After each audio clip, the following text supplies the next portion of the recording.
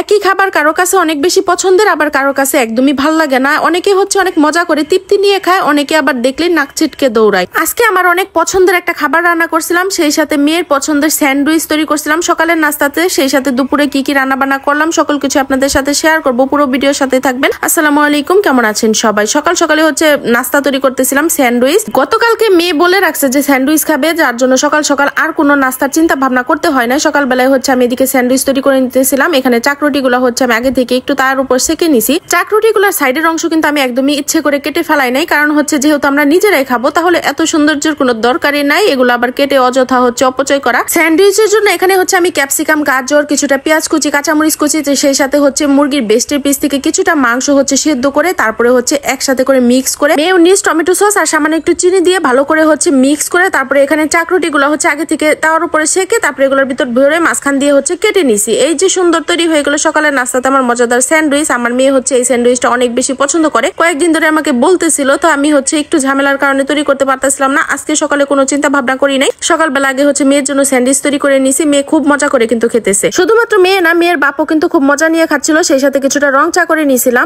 স্যান্ডউইচের ফুল ভিডিওটা শেয়ার করলাম না, তার কারণ হচ্ছে এর আগে পেজে আমি তো হচ্ছে এটার ফুল ভিডিও আপনাদের সাথে শেয়ার করছিলাম। যাই হোক, সকালে নাস্তাটা আমরা করে নিছি, খুবই মজাদার একটা নাস্তা ছিল। সেই সাথে দুপুরেও কিন্তু খুবই মজাদার একটা খাবার রান্না করব। এই যে এগুলা কি বলেন তো, কে কে বলতে পারবেন? আমিই বলতেছি, এগুলো হচ্ছে গরুর কলিজা, ফেপড়া আর হচ্ছে গুর্দা। এগুলো আমার কাছে অনেক বেশি ভাল লাগে, কিন্তু যদি শুধুমাত্র কলিজা রান্না করা হয় তখন আবার ভাল লাগে না, শুধুমাত্র ফেপড়া রান্না করলে ভাল লাগে না। মানে তিনটা জিনিস একসাথে মিক্স করে রান্না করলে সেই খাবারটা খেতে আমার কাছে জাস্ট ওয়াও লাগে। যাই হোক, এখানে হচ্ছে কয়েকটা পোল্টা করে আমি রেখে দিলাম, আর হচ্ছে কিছুটা আমি এখানে ভাপিয়ে নিব। এটা হচ্ছে আমি রান্না করব। গরুর এই সকল জিনিসগুলোর ভিতরে কিন্তু অনেকটা পরিমাণ ব্লাড থাকে, যার কারণে হচ্ছে আমি একটু হলুদ আর হচ্ছে গরম পানির মাঝে একটু ভাপিয়ে নিতেছি। ভাপিয়ে নিলেই কিন্তু ব্লাড গুলা বের হয়ে যাবে। পরবর্তীতে ওগুলো হচ্ছে আমি কেটে নিব ঠান্ডা করে। এইদিকে হচ্ছে আপনাদের ভাইয়া বেশ অনেকগুলো পরিমাণ সবজি নিয়ে আসছে। গতকালকে পর্যন্ত ফ্রিজে একটাও সবজি ছিল না, সবজি যে রান্না করব সেই সবজিটা আমার ঘরে ছিল না। আর আজকে আমার ঘরে দেখি এত সবজি হয়ে গেছে, কোনটা রেখে কোনটা রান্না করব সেটাই ভেবে পাচ্ছিলাম না। সেই সাথে এখানে বেশ অনেকগুলো কাঁচামরিচ আর হচ্ছে মটরশুঁটি নিয়ে আসছে, আর হচ্ছে ক্যাপসিকামও নিয়ে আসছে। এখানে হচ্ছে মটরশুঁটি গুলো আমি কিভাবে ফ্রোজেন করে ডিপ ফ্রিজে সারা বছরের জন্য সংরক্ষণ করে রাখি এর আগে একটা ভিডিওতে আপনাদের সাথে শেয়ার করছি,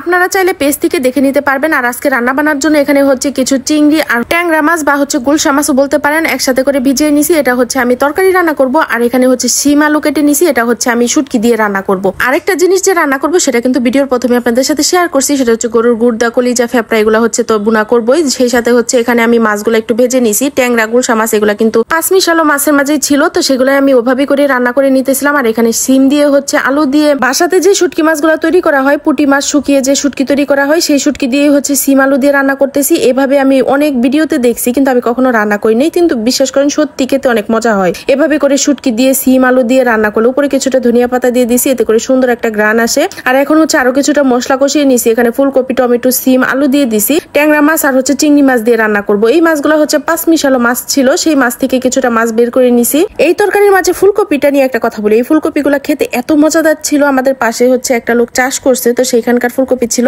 তো এই তরকারিটা রান্না করার পর খেতে মাশাআল্লাহ অনেক বেশি মজাদার হয়েছে। তো যাই হোক, এখানে তরকারিটা রান্না করা হয়ে গেছে, নামিয়ে রাখছি। এখন শুধুমাত্র গরুর কলিজাটা ভুনা করে নিলে রান্নাটা হয়ে যাবে। ওদিকে আমি রাইস কুকার আবার ভাতটাও রান্না বসিয়ে দিছি। বেশ খানিকটা পরিমাণ পেঁয়াজ দিয়ে দিছি, তারপরে একসাথে করে সব মশলা গুলিয়ে নিছি। ভাজা পেঁয়াজের উপর মশলাগুলা দিয়ে তারপরে ভালো করে হচ্ছে কষিয়ে নিছি। কষানো হয়ে গেলে এখানে যে কেটে রাখা গুর্দা, ফেপড়া এগুলো ছিল ভালো করে ধুয়ে পরিষ্কার করে রেখে দিয়েছিলাম, সেগুলো মশলার উপরে দিয়ে দিলাম। একটু সময় নিয়ে ভালো করে হচ্ছে কষিয়ে নিব। কষানোর পর একটু সামান্য পানি দিয়ে আবারও হচ্ছে শুকিয়ে নিব। উপরে তেল ভেসে আসলে রান্নাটা হয়ে যাবে। আর এভাবে করে গরুর কলিজা, গুর্দা সবকিছু ভুনা করলে খেতে এত মজাদার হয়, আপনাদের ভাইও কিন্তু অনেক বেশি পছন্দ করছে। আর এইভাবে রান্না করে পরোটা, মুড়ি যে কোনো কিছু দিয়ে খেলে কিন্তু অনেক বেশি মজা পাবেন। যাই হোক, সব মিলিয়ে আজকে রান্না বান্নাগুলো কিন্তু অনেক মজাদার ছিল। আপনাদের কাছে কেমন লাগলো অবশ্যই কমেন্ট করে জানাবেন, লাইক কমেন্ট শেয়ার করে দিবেন, পেজটা ফলো দিয়ে দিবেন। আজকের মতো এখানে শেষ করছি, আল্লাহ হাফেজ।